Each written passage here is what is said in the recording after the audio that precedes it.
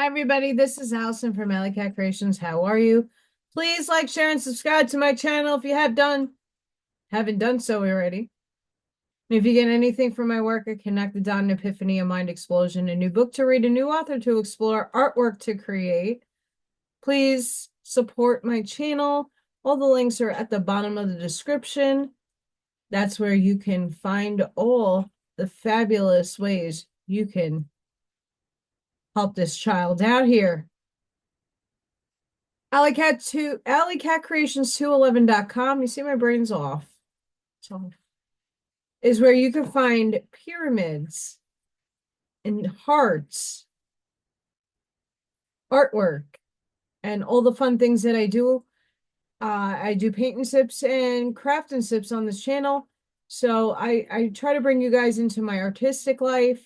You can check out my portfolio. If you see anything there, email me and I'll see if it's available for purchase. Yay.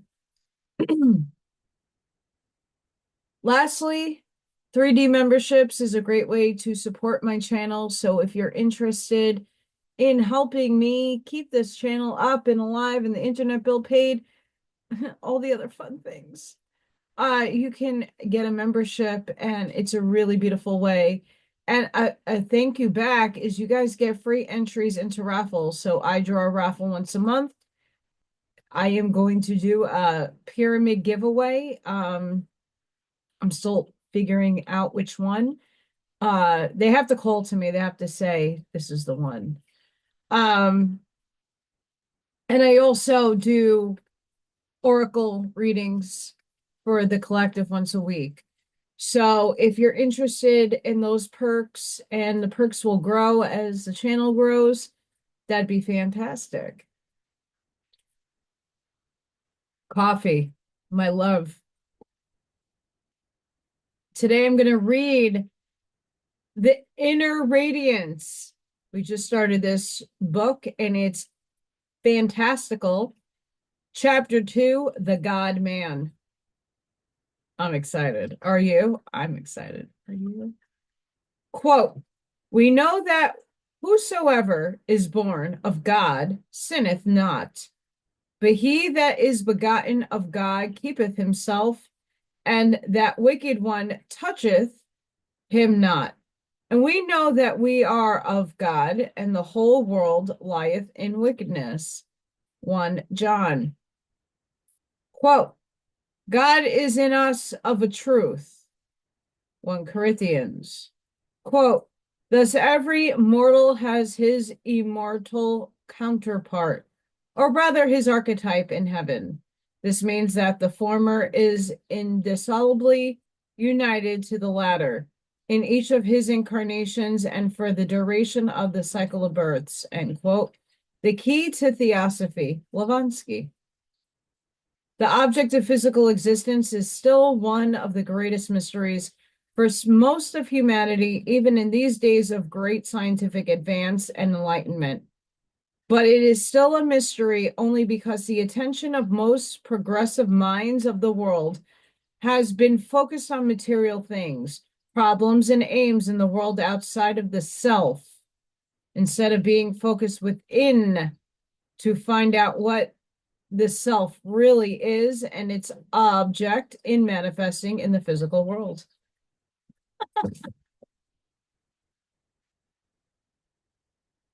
As if I don't talk about this all the time. In these days of turmoil, of uncertainty, and of wavering faith, of growing antagonism and even atheism, the understanding of this mystery is of far more importance to our soul growth and even to our worldly welfare than any amount of information on psychic or occult topics, however informative and intellectually interesting they may be. The fundamental concept for us all to realize and firmly establish in our minds is that we are essentially spiritual beings here and now, as much so as we will ever be, that we have nothing to do with earth conditions except when we come down from our heavenly home to manifest for a few short years in this world of matter. But when we are once incarnated in these bodies of flesh, we so lose the, geez, sorry guys, the book is offset, so. We so lose the memory of our heavenly home and who we really are that we often manifest so little of our real or divine self or I am presence that we seem to be but mortals instead of immortals and seem to be limited to the functions of the bodily organism in which we find ourselves. I love them. This feeling arises because of our lack of proper training and teaching as to the difference between the human personality and the real self, which is striving to find expression through it.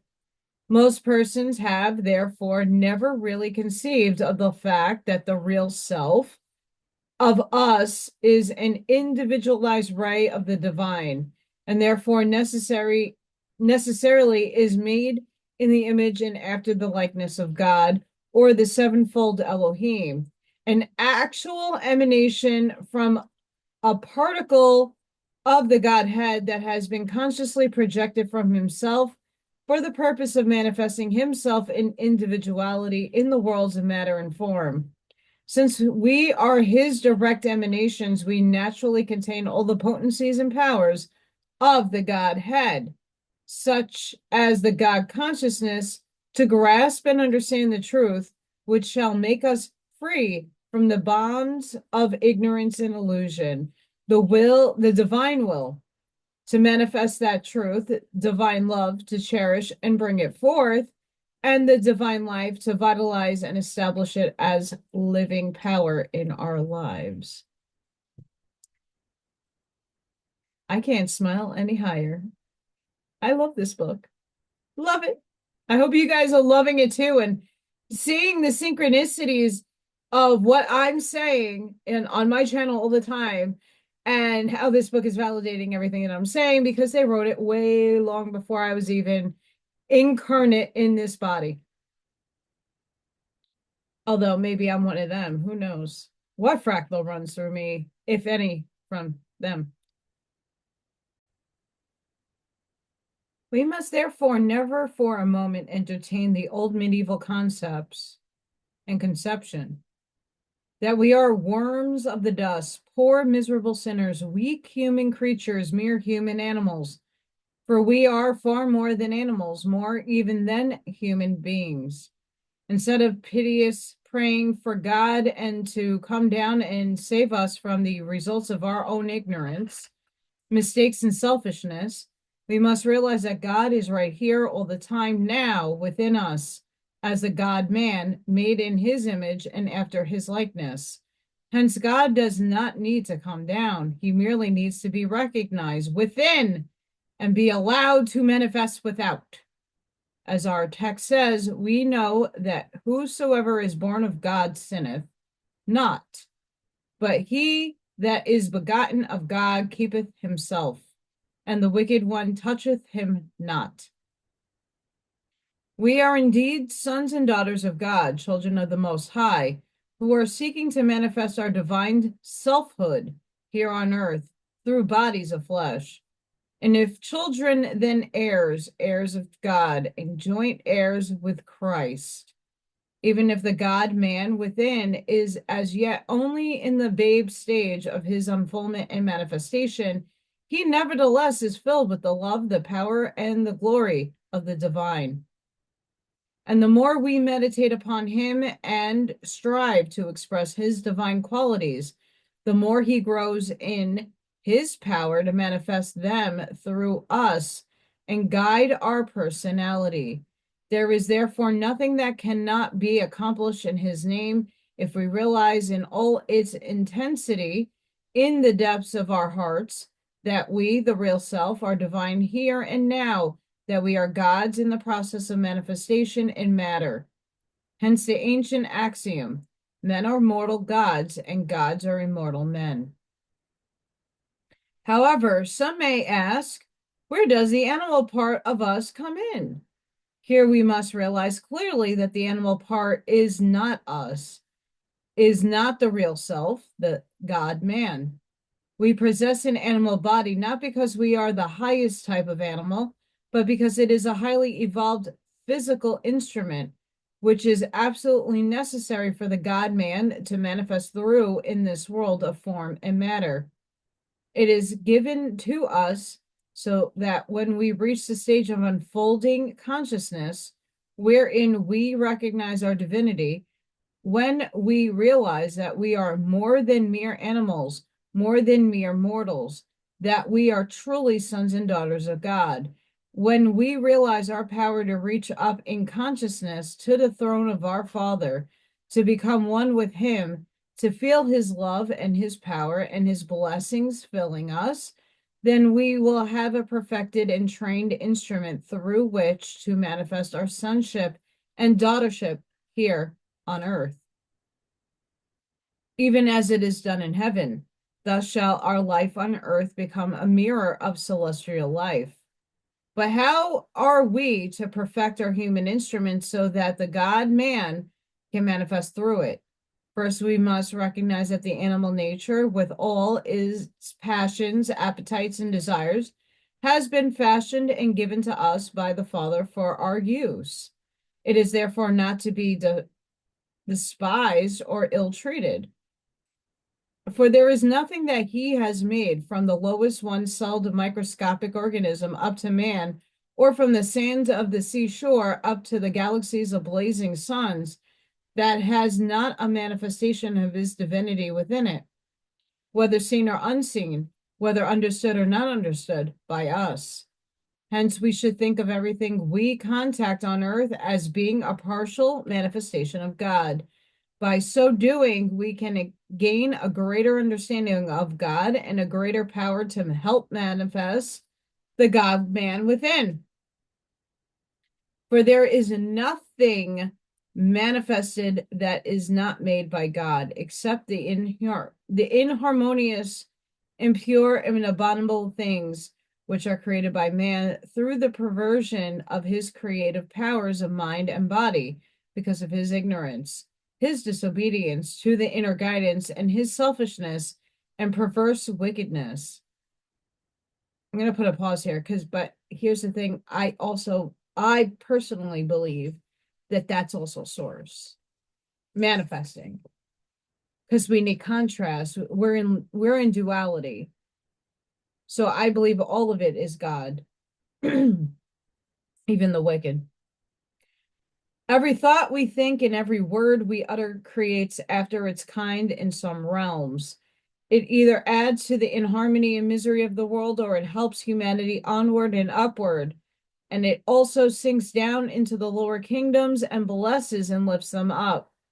Hence, there must be no refusal to face anything, no denial of obvious facts, or of the existence to us of the things that our senses report, but a willingness to see and recognize each manifestation for what it is, and either use it, learn as a lesson from it, or pass it by as the God-man within may direct. Realizing our real divine nature and our power to transcend and control our animal self, we must strive in every way to train and perfect and uplift it by radiating, expressing in our daily lives the powers and forces that come from the God-man within. Our highest aspirations, our intuitions, our highest thoughts and ideals, so that their radioactive power will refine and make the animal nature and the whole human personality more and more responsive to the God-man within. Thus will the lower nature and all its faculties be purified, uplifted, and glorified to their highest uses in the service of the God-man for his manifestation on earth. But the manifestation must be from the divine within, radiating and expressing outwardly. No amount of assumed or outward show of religion or pretense or claim of spiritual advance, no hypocrisy or self-delusion can long cover up or conceal the real character or stage of unfoldment of the God-man within. Each person unconsciously but inevitably reveals his stage of unfoldment in his outer conduct, daily, hourly, in every act of life, and in our contacts with others. We experience and prove the degree of our realization and manifestation of the God-man within.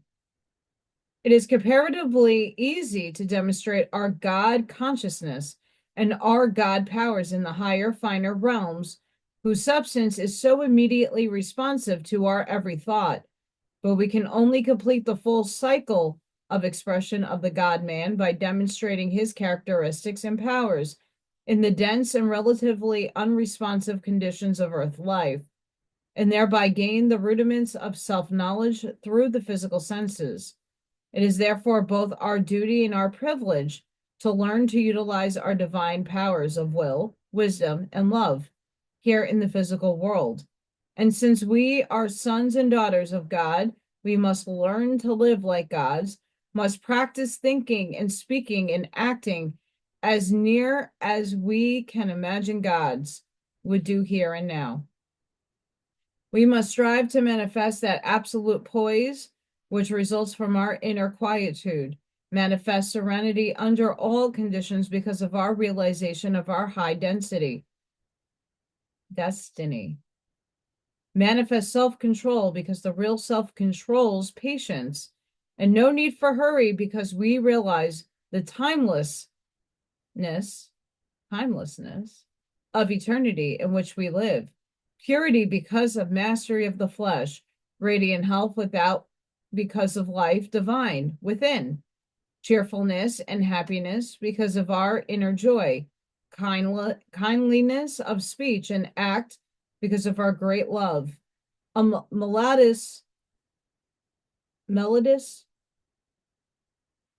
you know what I'm saying, voice because it has lost its power to wound, a quizzical humor because of our understanding of man's foolishness, tolerance because of man's ignorance, courage because of a realization of our immortality, a soft answer that turneth away wrath because we do not respond to inharmony and realize man's spiritual childishness,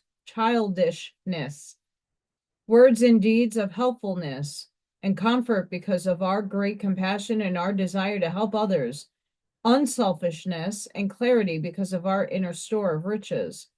The necessity for demonstrating the degree of our unfoldment in our daily conduct was clearly recognized by the Alun leader and founder of Quakerism, George Fox.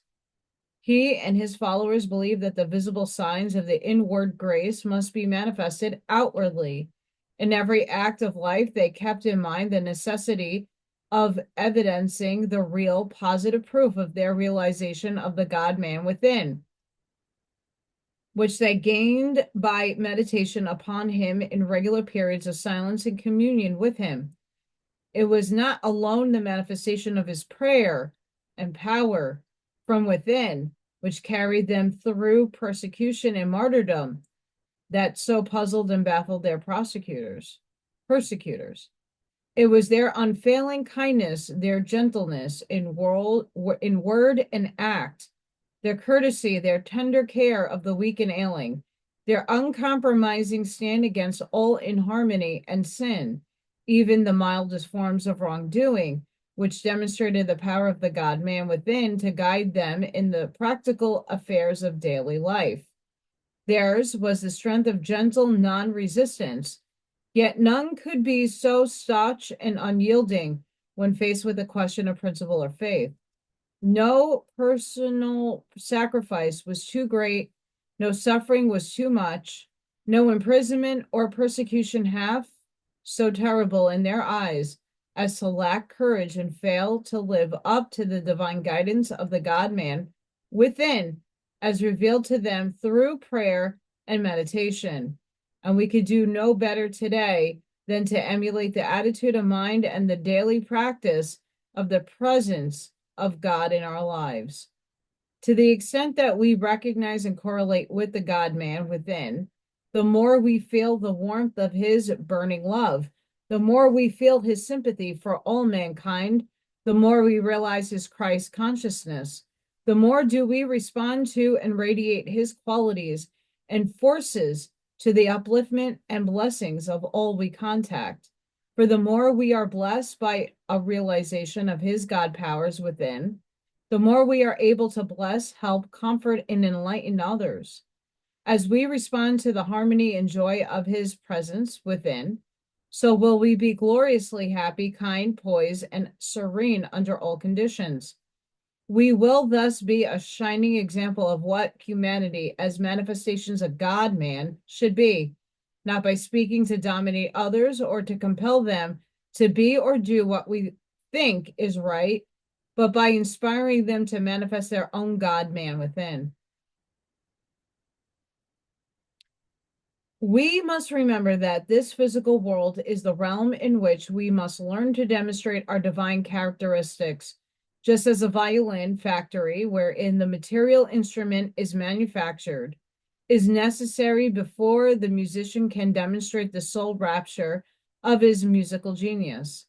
Our short visit to this earth plane should therefore be regarded as a great privilege, another opportunity to manifest as much of the God-man within as we have been able to unfold during our previous incarnations. But the God-man within cannot force us to follow his guidance, nor can he manifest within us against our will. He therefore must have first our recognition of his presence within, and then our glad and willing obedience and help, so that he may find expression in and through our daily lives, even as God and his archangels cannot manifest in the human kingdom except through us as their instruments of expression. Hi. They are our archetypes and we their counterparts. They're mystic shrines, temples of the living God. If we make mistakes, if we give away to temptation or to impure or destructive thoughts or words, nevertheless, the God-man is still within us, but crucified by and suffering from all the inharmonies of our creation. He does not condemn or scold us, but speaks to us in the still small voice. As we recognize our mistakes and strive to correct and redeem them, he holds out his hands in love and says, "Come unto me, and I will give you rest and peace. I will give you my power to overcome. Only ask for it. Only take it and use it to master the personality and make it your servant. For the uplifting of humanity and of all the lower kingdoms is a mighty task, and I need your help. Come and help me to uplift and bless all manifested things. Thus will you become my chosen ones. Thus will you learn to manifest me, your real self, the God-man within. Then will we be able to demonstrate that the gods are come down to us in the likeness of men, as the people of Lycaonia said of Paul and Barnabas." Yay!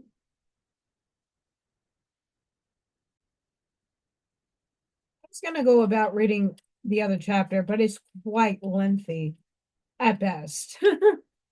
So I'm going to keep it here, guys. But just to talk a little bit about this section.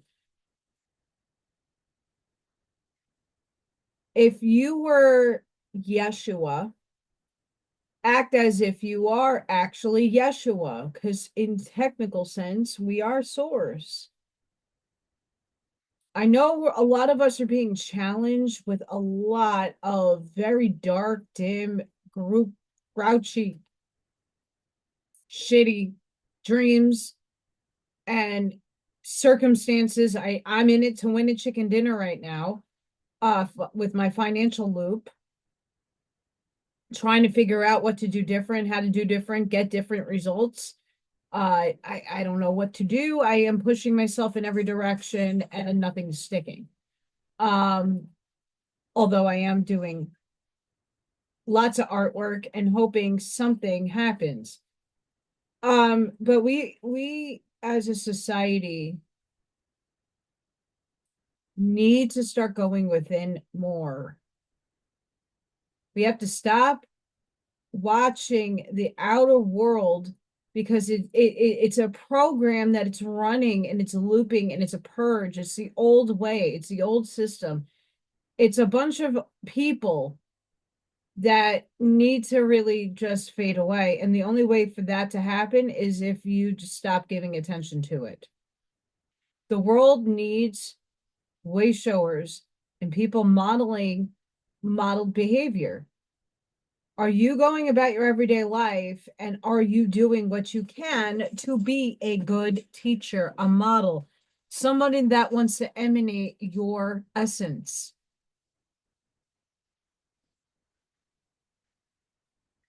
Chicken!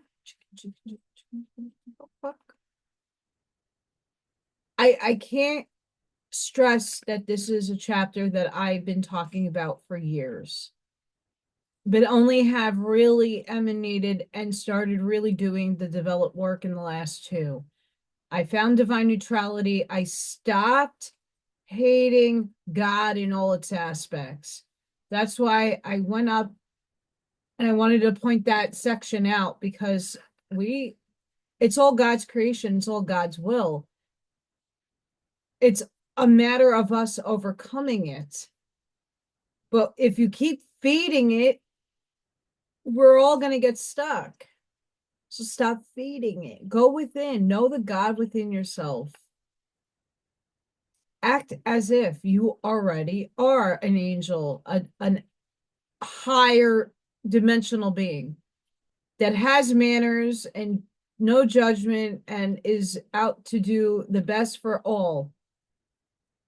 Not just for the group that you're in, not just for your little section over there or your ideology and your biases over there. We're here for humanity. That includes all the things that you hate.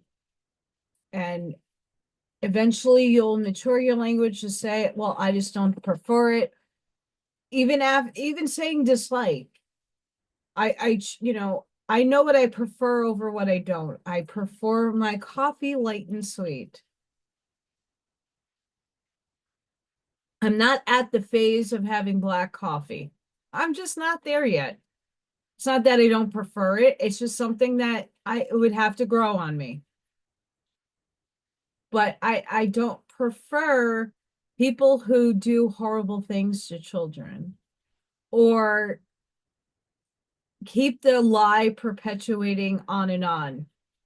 I even don't prefer the people who keep perpetuating a movie just for the excuse of awakening people up when people are getting away with murder. If I went and committed a crime out in society, I'd be held to a standard, I'd be taken to jail, and I would go through a process. And a lot of people in the higher places of elitism are not being held accountable. And even if it's behind the scenes, that doesn't do anybody a justification of why is it being done behind the scenes? What's the secret? And at this point, I don't care how many clones, how many masks, how many this, how many that. I'm sick and tired of being lied to. And that's why I don't give in to any of that stuff anymore. And I'm allowing it to fade out of my existence. It's not paying my bills. It's not putting food on my table. And for sure, it's not allowing me to go within if I'm sitting there obsessing over who's wearing the mask. I want to walk my authentic self and my higher self. And it's totally incoming, merging with me. I don't know about you, but the energy is bananas. And all we can do right now is prepare ourselves humbly with a lot of compassion for the changes that are incoming. But I'm still not going to sit there and worry about it. It's just going to unfold the way we observe it. So I rather observe it in sparkling glitter farts and sharts and with some grace. I'm not going to sit there and watch the world burn, even though it has to purge. But the section is freaking fantastic. I love already this book immensely. This really validates a lot that I've been saying forever. Forever. And I'm not alone in saying any of these things. I'm not alone. There's so many people out there channeling the same information, different language, different verbiage, that are conveying the same intensity of vibration. So the more that we stop ignoring people like myself, and the more that you actually go and do the work to heal yourself, to heal the trauma, and a lot of this stuff going on right now is not even this physical body's trauma, it's multiple extensions of yourself in different parallel universes, dimensions, timelines that are all coming together with all the choices you didn't choose in this reality coming together and shivving it from the side, but it's all necessary. As I'm going through it myself, bigly. So, sending each and every one of you love, light, compassion, grace, shielding, and protective energy. Please go within, be the shoulder, be the lighthouse, seed your truths. I hope to see you all in the next one. I will be live on Friday. I will have, hopefully, my energy is, after reading this, a lot better from the last couple of days. The energies have been kicking my ass, not in the pleasant mental way. And I just, it's hard for me to hone in on spiritual stuff when I'm purging horrible, horrible things. So I will be live on Friday. I will also be on with Turn the Page with Janine on her Rumble channel with a panel of fun, amazing, beautiful souls. So I hope you can join me over there. Please don't forget to like, share, and subscribe. I don't get as many likes as many views. I don't understand it, but I love you all for viewing me anyway. Light the path forward. Give yourself some grace and compassion. This is very heavy, turbulent times for most of us. And if it's not happening for you just yet, and it's not, this is not to scare you, this is just to mentally prepare you. This is not easy work. This is not easy work. This is very difficult to confront yourself in the mirror and take yourself and hold yourself accountable. But it's also your other selves that you're probably not aware of. Why am I thinking these things? Why am I having these dreams? This is not easy to navigate, and that's why many of us are doing it first, so that we can help navigate the rest of humanity through the ascension. And that's just expanding consciousness, in my estimation. I saw that. So I love you all. Please don't forget to like, share, and subscribe. And if you can help me at this time, April, my birthday's on Wednesday, next Wednesday. And I kind of don't want to celebrate, and I don't really, I'm not feeling it this year. But I don't want to not celebrate myself that I made it this far and this long, especially after the dreams that I've had. So I don't know. We'll see how I feel. But until the next one, thank you for watching. Thank you for your support, your abundance, your gratitude. Have a blessed and beautiful day. Light the path forward. Bye for now.